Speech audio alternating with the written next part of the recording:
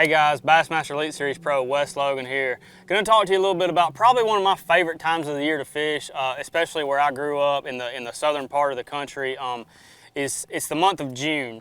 There's a lot of stuff happening that time of year. Basically, if you're anywhere below the Mason-Dixon line, you're probably going to be past the spawn. There may be a few stragglers, but you're going to be completely post-spawn. They've done gotten to their summertime haunts, and there's a couple different, avenues you can go about depending on what lake you're fishing. Like I'm fortunate to live in Alabama, where we have a lot of different diverse lakes. We have deep, clear Smith Lake. We have the Tennessee River, where they get offshore on ledges. And then I live on the Coosa River, where they tend to live generally shallow all year round. But just for the way I like to fish and a lot of the places we go, I've picked 5 baits that kind of work everywhere in different scenarios and stuff like that. But it's a real good baseline to start out for that time of year. And like I said, the time of year is going to be June. And I'm kind of just going to break it down from like a water column thing, and then just kind of what kind of forage you have in the lake, what kind of cover, what the bass can hold on, stuff like that. So this, like I said, this is just a general breakdown, and I guess we'll just get right to it. Probably my #1 favorite bait in the summertime, especially the month of June, is going to be a jig, a flipping jig. You don't get a lot of bites, but what you will get, you'll get that big bite you need in a tournament. And when I'm talking about all this stuff, it's going to be in a tournament scenario. So I'll use a 5/8 or a 1/2 ounce. I've got a 5/8 rigged up here. A lot of times I either have this Zoom Super Chunk like I have on here now, or a Zoom Big Salty. I just like that real big profile, especially when it's hot. And the reason for that is that the fish's metabolism, those really big females don't want to exert a lot of energy when the water's hot. So they're not really apt to chasing around little bitty brim or little bitty shad up and down the bank and have to eat 5 or 6 of them to get full, where if you can just put this jig in places where they like to hide in the shade and stuff like that, that really big profile really tends to trigger those bigger bites, and that's kind of why I just gravitate towards that. But color all depends, just basically on your watercolor, where you're at in the country, but it's hard to beat a green pumpkin if you've got stained to clear water. If it's stained to dirty water, I'll tend to start with a black and blue, and then kind of transition from there, and just kind of let the fish kind of tell me what they kind of want to do as far as it goes to that. But definitely looking for hard cover with this, like shade, big laydowns, big docks, just anywhere those fish can get in ambush scenarios, like I said, tucked away in the shade. #1, it's going to be cooler, and #2, they can ambush bait in it. So it's really where I'm going to be throwing the jig.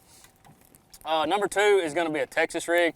It's hard to beat a Texas rig any time of the year. I've got a Zoom Slinky on here now. It's just a great way to get bites. This is a really good bait in the springtime, but it also gets a lot of bites any time of year, especially in June. If I'm having a tough time in a tournament scenario, not getting any bites, I'll pick up a small light Texas rig, 1/4 ounce, 5/16 ounce, and just pitch it around and try and get a feel for what's going on. It's not necessarily a bait I want to throw in a tournament, but like I said, if I'm struggling, it's a good way to just get some bites, see how the fish are setting up, see if there's any quality fish up shallow, or if there's none at all, and then you can kind of go about your day from there. But it's just a good indicator of kind of getting you a feel, if you've never been there, on what's going on, especially up shallow. Another deal where this is pretty good is like dragging around in grass or anything. You start seeing a lot of grass in lakes, offshore grass in the summertime. You can drag this around, drag it through holes and stuff, and definitely get a lot of bites that way as well. #3 is going to be really near and dear to my heart. It's swimming a jig. It's just a staple anywhere there's shallow cover, especially that time of year. The fish are up there on brim beds, stuff like that, especially if there's water willow present or any kind of bushes. Or you can even throw this offshore, put a paddle tail swim bait on it, let it sink down a little bit, and just slow wind it back. I've got it rigged up here with the Sunline FX2 60-pound braid, my Signature Series rods, Signature Series jigs. This is a 5/16. I make it all the way up to a 1/2. If I was going to be doing the letting it sink down and slow winding it, like in a ditch or over some grass or anything like that, I probably would go up to a 1/2. But for the way I like to fish it, like going down the bank with the Alabama Shake, stuff like that, definitely going to stick with the 5/16. I don't have a trailer on here, but the 3 trailers that I mainly go with, I would say there's probably 4, but the 3 main ones is a Z-Crawl Junior, a Zoom Super Speed Crawl, and a Zoom Super Chunk. And that's for mainly, doing the shaking deal and the yo-yoing it down the bank around cover. If you're doing the slow winding deal, a paddle tail swim bait's really hard to beat. Just anything like that. But color, got black and blue on. It's really hard to beat black and blue any month of the year. We'll also swap to like a green pumpkin natural color if there's a lot of brim bed, and seeing a lot of brim beds on the bank, just trying to match that hatch deal. I tend to stay away from white a little bit the later in the year it gets, because just the shad tend to kind of get offshore. They're not really on the bank after the shad spawn, so not saying they won't bite it, but kind of try and go towards more, you know, forage that's on the bank that time of year, especially in June. One of the coolest ways to fish is obviously throwing a topwater, and you can have a lot of schooling action in the month of June depending on where you're at.